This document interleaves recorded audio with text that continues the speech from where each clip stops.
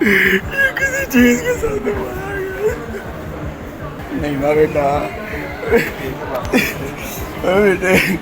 اس کا یہ پہلے کوئی نشان وغیرہ تھا، میرے کا پہلے کوئی نشان نہیں تھا۔ السلام علیکم ناظرین، آپ دیکھ رہے ہیں ڈیلی سوشل پاکستان اور میں ہوں مشکور زادی۔ ناظرین، لاہور کا علاقہ ہے اچرا، وہاں کی اتحاد کالونی میں یہ غریبوں کی بستی ہے، عام طور سے غریب لوگ یہاں پر رہتے ہیں۔ تو وہاں پر ایسے علاقوں میں ٹرینڈ ایسا ہوتا ہے کہ وہاں پر عام طور سے لوگ بڑے ٹیوشن سینٹر کی بجائے اب جو گلی محلے میں بچی ہیں، خواتین یا اساتذہ پڑھاتے ہیں، ان کو کیونکہ سستے ریٹس ہوتے ہیں تو وہاں پر ان کو بھیج دیتے ہیں۔ اور انہی بچیوں کے بارے میں بھی کہا جا رہا ہے کہ یہ 3 بہنیں تھیں جو کہ ٹیوشن کے لیے جایا کرتی تھیں۔ 8 سے 12 ماہ کے درمیان کا عرصہ ہوا تھا ان کو اکیڈمی جوائن کیے ہوئے۔ یہ 2 بہنیں تھیں، 3 منزلہ ان کا گھر ہے، اور جو خاتون ہے جو بچیاں ٹیوشن پڑھاتی تھی وہ 2nd سٹوری پر پڑھایا کرتی تھی۔ اور ہوا یہ کہ کل یہ بچی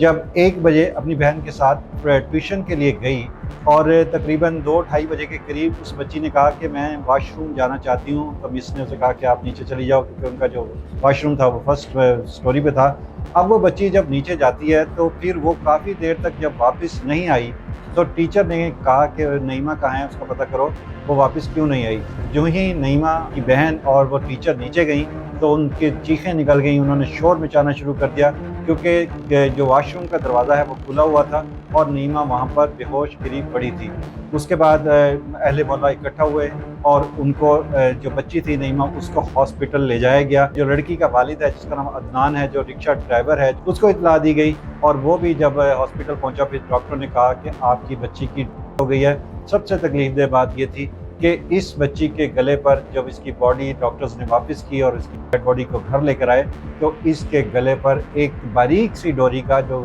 غالباً یا تو لوہے کی تار ہے یا کوئی کیبل ہے یا کوئی رسی ہے، جس سے اس کا باقاعدہ گلا دبایا گیا ہے اور جس کی وجہ سے اس کی ڈیتھ ہوئی ہے۔ جب محلے والوں سے پوچھا گیا تو انہوں نے کہا کہ ٹیوشن پڑھانے والی لڑکیوں کے جو والد اور بھائی تھے وہ اس وقت جاب کے لیے باہر گئے ہوئے تھے۔ بہرحال یہ بات بھی تھوڑی سی مشکوک لگتی ہے، کیونکہ بیسمنٹ میں جو نیچے والی 1st سٹوری ہے اس پر کوئی بھی شخص، خاص طور پہ گھر والا ہی وہاں پر انٹر ہو سکتا ہے، لیکن پاکستان ہے، یہاں پر کوئی بھی شخص کسی بھی جگہ جا کر واردات ڈال سکتا ہے۔ اور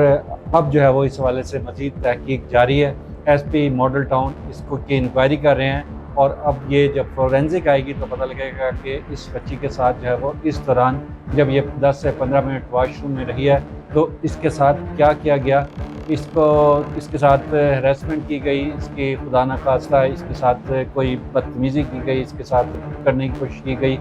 ہوا یا نہیں ہوا، اور پھر اگر یہ ایسا ہوا ہے تو پھر مارنے والا 1 تھا 2 تھے، کون تھا؟ تو اس کے بعد جب یہ فورینزک کی رپورٹ آئے گی، DNA میچ ہوگا تو پھر فردر ڈیٹیلز آئیں گی۔ مگر یہ ایک بڑی دکھ کی بات ہے، بڑے غم کی بات ہے کہ والدین جب اپنے بچوں کو تعلیم کے لیے بھیجتے ہیں اور خاص طور پہ اپنے گلی محلے میں بھیجتے ہیں تو انہیں 100% شور ہوتا ہے، یقین ہوتا ہے کہ ان کے بچے خیر و عافیت کے ساتھ واپس آ جائیں گے۔ لیکن جب ایک فون کال آئے اور بتایا جائے کہ آپ کی بچی ہاسپٹل چلی گئی ہے اور ہاسپٹل والے بتائیں کہ آپ کی بچی کو کسی نے مار دیا، تو یہ کتنے دکھ اور تکلیف کی بات ہوگی۔ اللہ تعالیٰ ہم سب کے حال پر رحم فرمائے، اللہ تعالیٰ ہم سب کے بچے اور بچیوں کی عزت و آبرو کی حفاظت کرے، ہمارے گھر کی، ہمارے مال و اسباب کی حفاظت کرے، پورے پاکستان کی حفاظت کرے، کیونکہ آئے